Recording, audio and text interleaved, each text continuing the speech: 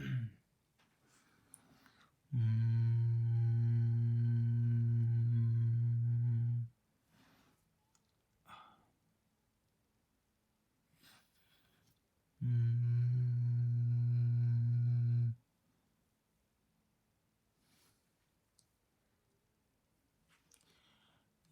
what up? What's happening? What's up, guys? It is your boy Alex coming at you with another video. I don't want to say today because it's the same day, but got another reaction. This one's to the Doctor No Sleep. 3 horror stories animated. Subscriber submitted. So I don't think they're true stories. Maybe. But obviously his subscribers submitted to him. I think I checked out the first one. I think one of them's like about a tornado. I think that's probably the first video I've seen from. That was the first video I saw from Dr. No Sleep. Probably. That's what got me hooked. Anyways, we're gonna start with this one because it's 1 a.m. I'm trying to go to bed. I'm just trying to put some out because I've not done any reactions in a while. I don't know if I should put the whole screen or just. Fuck it, I'll put the whole screen. So I'll just put myself right here in the middle. Alright, let's get to it. Y'all ready? Nah, y'all not ready. I'll put it anyways. When I was 15 years old, about 2 years ago, my dad left for a work meeting around 6 p.m. and I was left in charge to watch my sister. She was 10 and we were pretty close. We just hung out around the house, playing video games and watching movies. Afterwards, I made dinner, ate, and we went back to our rooms. I began to text my boyfriend that I met on an app called Yubo. His name was Luca. We were texting on Snapchat and sending photos. You made on an app date? What? You met on a dating app named what? Never heard of that.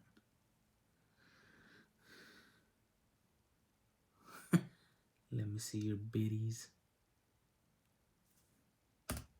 He then snapped a photo that said, "Let me see your bitties." I replied with, "What are bitties?" He then snapped back, "Your big ol' boobies." Savage. I looked down and got insecure because I wouldn't consider my chest to be big. The way he was talking was starting to scare me. He didn't normally talk like that. I snapped back, "What has gotten into you?" And he said, "Sorry, I'm just horny, but can you send them?" I left him on red. He then snapped, "What if I send first?" And I was actually thinking about it when he snapped me again. It was a mirror selfie of his abs, and he looked more tan than I remembered, almost orange. He also didn't show his face, which was a little suspicious. The text read, "Sorry, forgot to flex." Chill. Well, when you send nudes, you're not supposed to show your face, so even then, I don't even think that's him. Y'all hear that?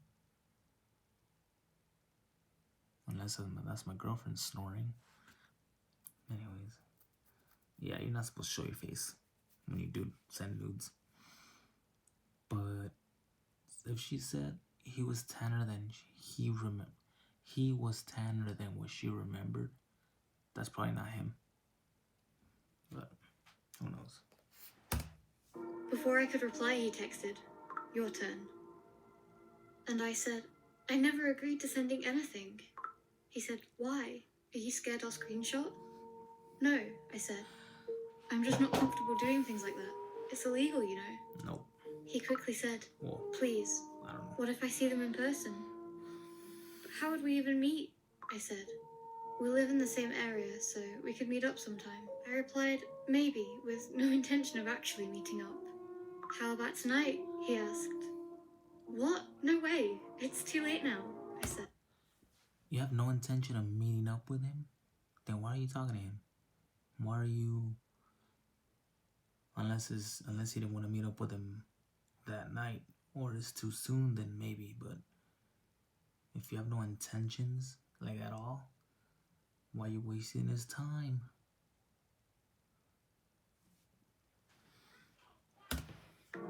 was already 9 o'clock. He then said something that made me so scared I had to turn off my phone. You never know. Maybe you'll see me around the area. Something about that text just wasn't right. I had an uneasy feeling in my stomach. I then thought, maybe I was just hungry, so I went to the kitchen and started to make a cheesy roll-up. I popped in my AirPods and started listening to Sicko Mode by Travis Scott while cooking. About 15 minutes later, my sister tapped my shoulder and I took out my AirPods to her saying, "Sissy, someone is at the door." We called each other that a lot. I must not have heard the knocking because of my music. So I went over to the window, only to find Luca staring straight ahead at the door. "Hey, Sissy," I said. "Go back to your room." "Whatever," she replied. I opened the door, and Luca was standing outside creepily. "What the heck are you doing here, and how the hell did you find my house?" I was now very scared as he reached up to touch my hair. "Snap maps, and I told you you'd see me around, babe." That's why you turn off your maps. That's why you go ghost. No shit like this gonna happen. Shit. I'm ghost on there. You won't find me.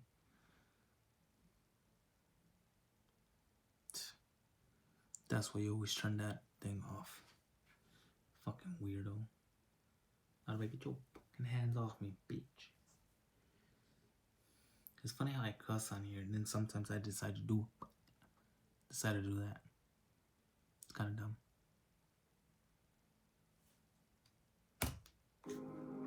I quickly slammed the door out of fear and started to panic.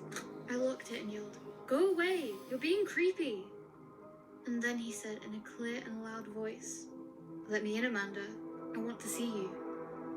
"I'll call the cops," I said, and he began to walk away. Looking back, I should have called the cops right then. Yes. I ran to my room and started breathing heavily because of how scared I was. "Who was that? Is everything okay?" my sister asked. "Yeah, don't worry about it," I told her. About 5 minutes later, I heard footsteps on my roof. I ran to the living room window to see if Luca's car was gone, but it was still there. I heard a lot of rattling and I didn't know where it was coming from or what to do. How do you know it was his car? He probably came walking. Oh, you're talking shit on every time. Let me just let it play. I then saw legs touch the ground of my fireplace and realized Luca came in through the chimney. "Who are you, Santa?" I yelled as he walked up to me and pushed me aside to the kitchen counter. "Luca, get out! You're scaring me and my sister is here!" I yelled. "Then she can come out and have fun with us," he said with a creepy grin on his face. That's when you...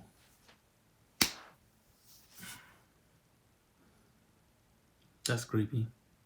Your sister could come have fun with. What is she, like, I don't know what, 12 or some shit? You weird fuck. "I call the cops!" I screamed, and when I turned around to run, he threw a glass plate at my head which knocked me down. "Sissy!" My sister screamed for me through the crack of her bedroom door. I'm not gonna lie, that was funny.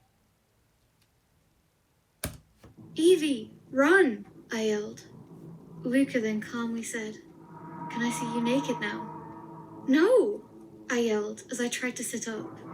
At that moment, I felt his squishy, moist hands wrap around my ankles and he pulled me towards the door. I struggled but couldn't escape his grip, and he was dragging me pretty fast. As he dragged me outside, I started to scream in hopes of waking the neighbors so someone could help me. "Shut your..." What kind of shit is that? She's screaming, she's like... What the fuck? That fool says show your boobies now. "Mouth," he barked. He then let me go, and as I thought to run, he pushed his jacket out of the way to reveal a gun tucked in his pants. "Run and I'll shoot you, and then find your sister and shoot her too," he said in a low but clear voice.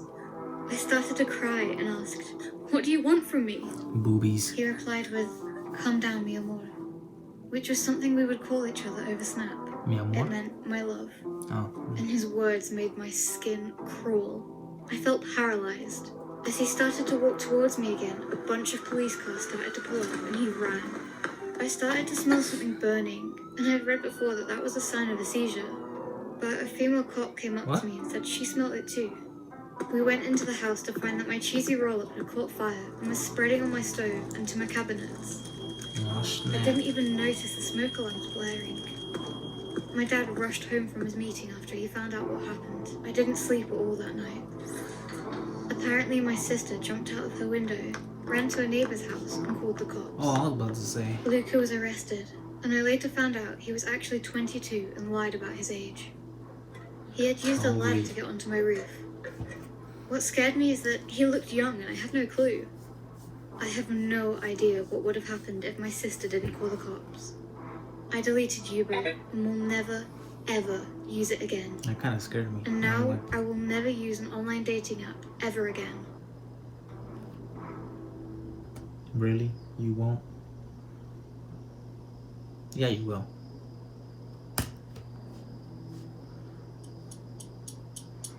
It was 1 a.m. at night. I abruptly woke to a scratching sound coming from the bedroom next to mine. I lived in a 2-bedroom apartment, and my roommate was staying over at her boyfriend's house this particular night.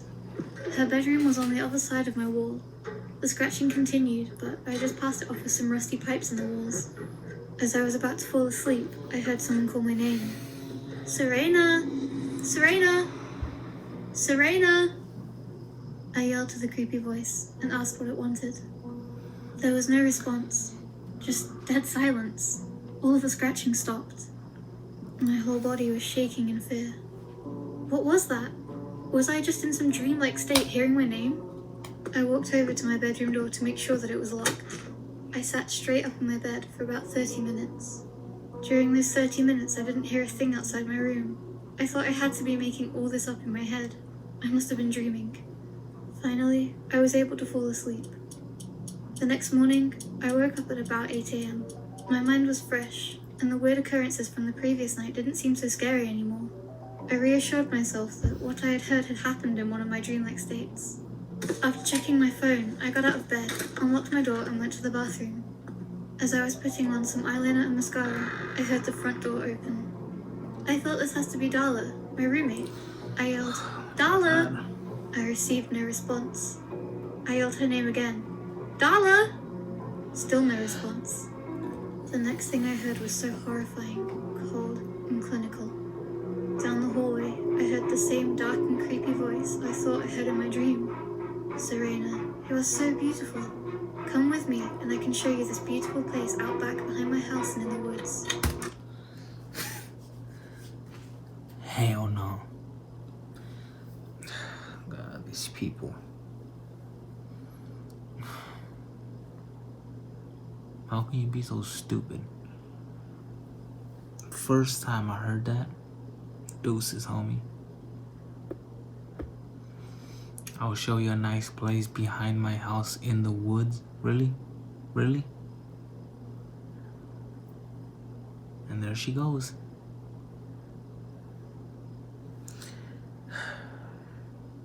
That's where people make the stupidest decisions. Can't even say that word. I'm about to get fucked up. I quickly locked the bathroom door. My heart was pounding out of my chest. I was silent for about 2 minutes. Then I heard him approach the door. He screamed, "Serena Hilton, open the door right now." I felt like I was going to faint. From behind the door, I heard the man laugh. He said, "Sweetheart, don't try anything stupid. No need to call 911 either. I see your cell phone is here on the dresser." I silently screamed in my head. I sat there thinking to myself, "Okay, Serena, breathe in and breathe out." A light bulb went off in my head. I realized the landlord had an old-fashioned landline connected on the bathroom counter. I picked it up and pressed talk, praying to God I would get a dial tone. I got a dial tone! Now I had hope. I asked the man on the other side what his name was, trying to buy time. He was hesitant, and finally said his name was Carter Smith. I knew he was most definitely lying. This distraction gave me enough time to pick up the phone and call 911. I put the phone on speaker, hoping this would be enough to scare Carter out of here. As soon as the phone started ringing, Carter raised his voice and said, Serena, stop playing these games. Don't make me break down this door. After 5 rings, an operator finally answered. 911, what is your emergency? I yelled, please help me, and proceeded to give the operator my address. I heard Carter bolt out of the house. A wave of relief came through my body. Long story short, the police came and told me I was very lucky. The man was Simon Carter. He had just gotten released from prison for rape and sex trafficking charges. Damn. If that phone wasn't in the bathroom, there's a good chance I would have been dead. Yep. There's a pretty good chance you would have been dead. Or raped. Or whatever the past tense of sex trafficking is. Well, good for you.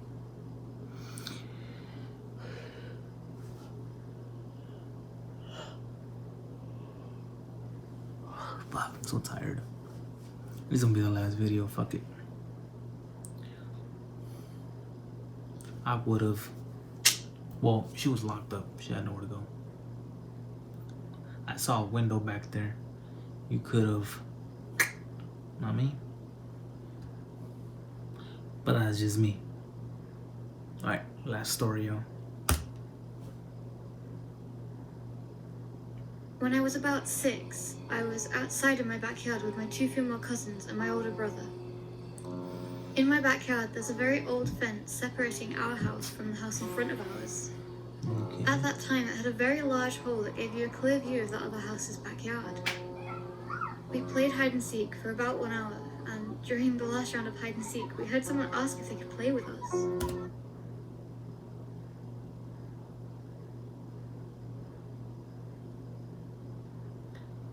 I'm tripping, that's the story. At least that's what I like to think. We'll see. We turned around, and to our surprise, there was a little girl in a white dress sitting behind the fence in front of the large hole. We approached her, and we saw what looked like a broken plate on our side of the fence. We sat down on the ground and asked her who she was, but she ignored the question. All she said was, my grandma doesn't let me have friends, so can I play with you? Nope. We were about to answer when all of a sudden she said, my grandma is calling me, I have to go, and she left. Wait, what? We were all very confused but thought that it wasn't that big of a deal. We remembered the broken plate on the ground and decided to inspect it. 1, that's none of your business. 2, little girl in a white dress. How many times have you heard that turns out good? I'm telling you, these people just don't learn. It was rather vintage, something we'd never seen before, nor did we ever own any plates like these before. We tried to put them together and read what it said, but it seemed to be in some kind of foreign language. We gathered up the pieces and put them in the hole of a cylinder block. Then we decided to go back inside and check it out in the morning since it was getting dark outside.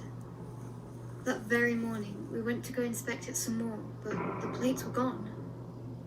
From that day forward, we never saw that little girl again, or the plates. Later, it was brought to our attention that no one had lived in that house for a couple of months now. It's been a couple of years, and my older brother doesn't remember anything from that day. Anything. As for my cousins and I, we remember everything. Till this day, I still think about that little girl and where she could have gone, or who she was.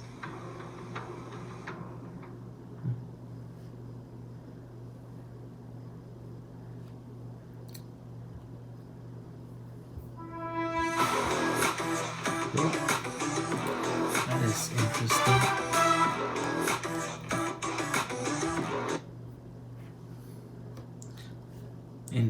Interesting. The last one wasn't too creepy at all. Just common sense. You don't talk to a little girl in a white dress.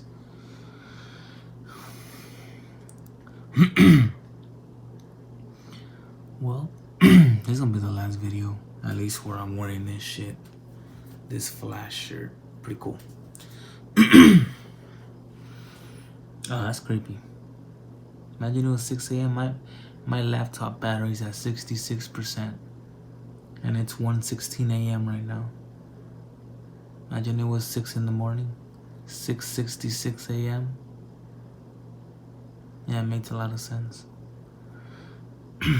Fuck it. I'm gonna leave it at that. I'm tired as fuck.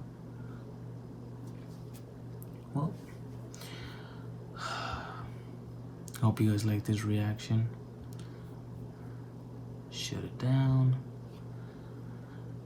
I really hope I don't find anything behind me when I edit this. But yeah, like I said, if I do go to Vegas, you will see a vlog next weekend. That's if I go. I'll probably post this video next Friday, or I don't know, sometime next week I'll post this one. But yeah, wait, I gotta move to the side. Wait, no. There you go. Yeah, I'm gonna try to go to Vegas for my birthday. My birthday's on Wednesday, September 2nd, if y'all care. But yep, that's it for the reactions. I'm kind of tired. Kind of feel weird doing them again since it's been a while since I've done them. But it's just a matter of getting the hang of it. Alright, well, I ended at that. You guys take care. And it's funny. Anyways, I'm gonna leave it at that. Like, comment, subscribe if you want to, and I will see you guys on the next one. Later.